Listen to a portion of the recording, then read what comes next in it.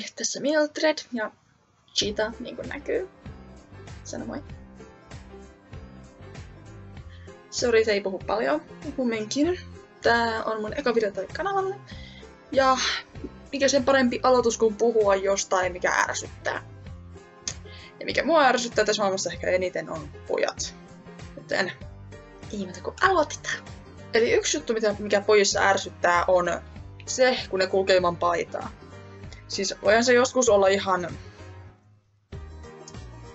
no sanotaan nyt viehättävää.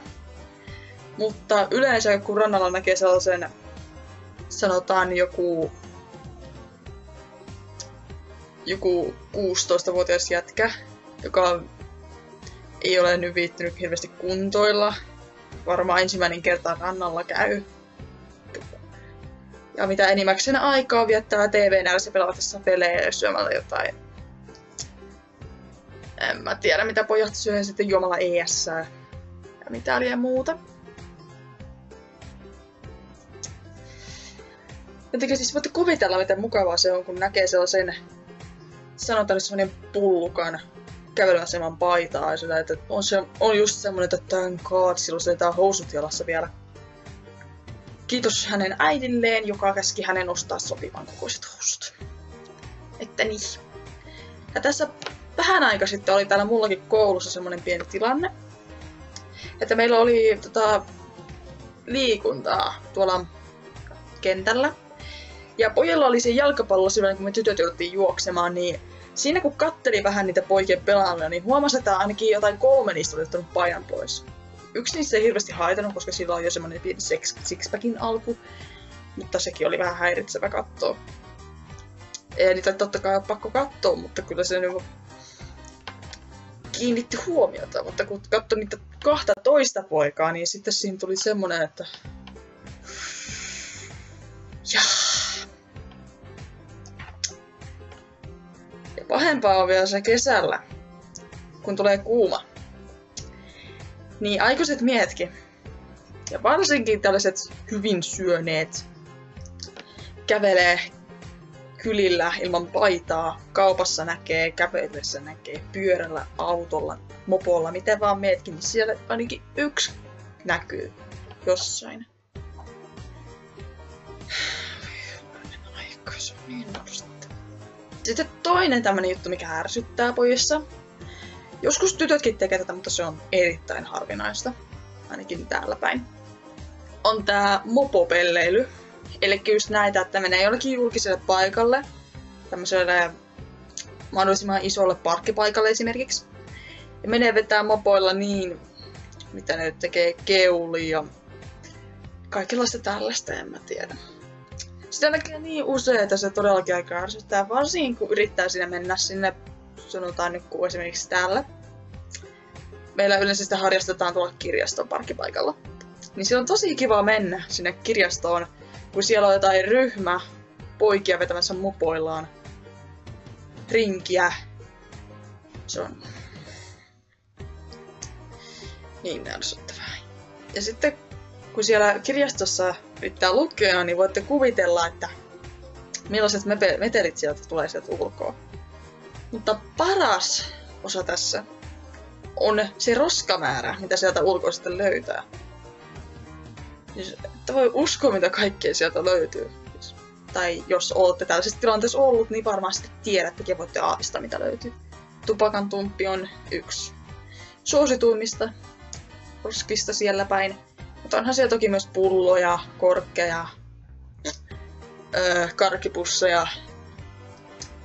Ja uskokaa tai aika, mä löysin sieltä yhden kerran pizza.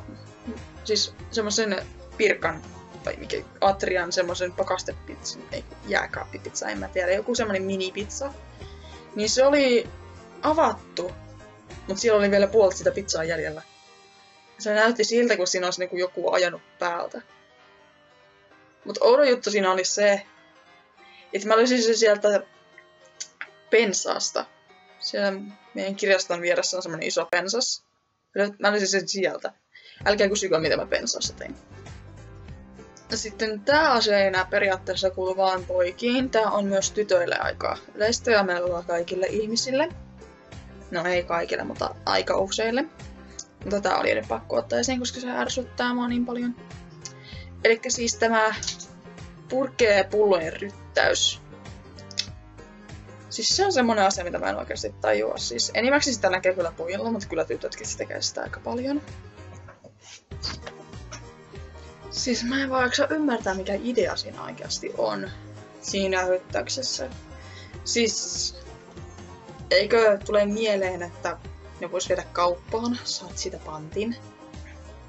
Ja voit mahdollisesti sitten ostaa myöhemmin uuden pullon. Ja näin se menee, elämän kiertokulku. Siis mä en vaan ymmärrä, mikä se idea on. Voiko joku kertoa mulle? Mä en tiedä. Kysynytkin pari kertaa ihmisiltä, mutta nekään en oikeastaan tiedä. Että jos joku tietää, niin hemmetti kertokaa. Sori. Meillä kutittaa.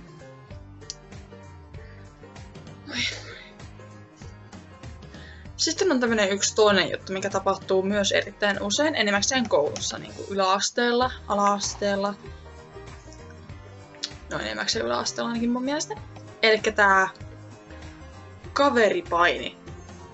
Siis se on näitä perustapauksia, missä jotkut 2 poikaa, joskus 3kin voi, 4 ehkä, harvinaisissa tapauksissa.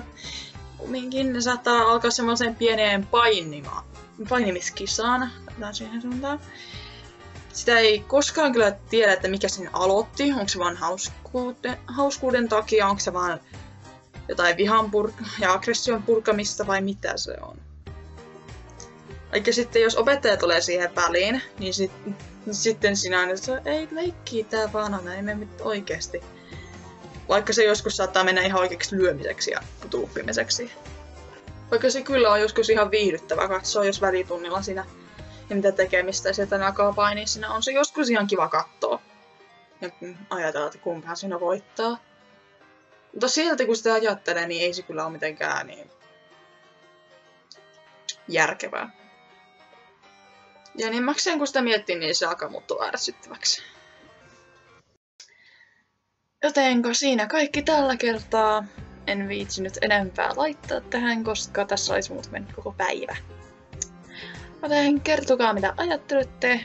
Kertokaa, jos täällä on tapahtunut samanlaisia asioita. Tai jos teillä on jotain muuta, jotka haluatte lisätä, niin totta kai saatte kertoa siitäkin kommenteissa. Muistakaa siis tykätä tästä videosta, jos siis tykkäsitte siitä. Laittakaa suosikkeihin ihan mitä vaan. Ja muistakaa tilata ihan mitä vaan. Ja tuossa on aika paljon. Joten me sanotaan nyt heippa. Tää väärä suunta.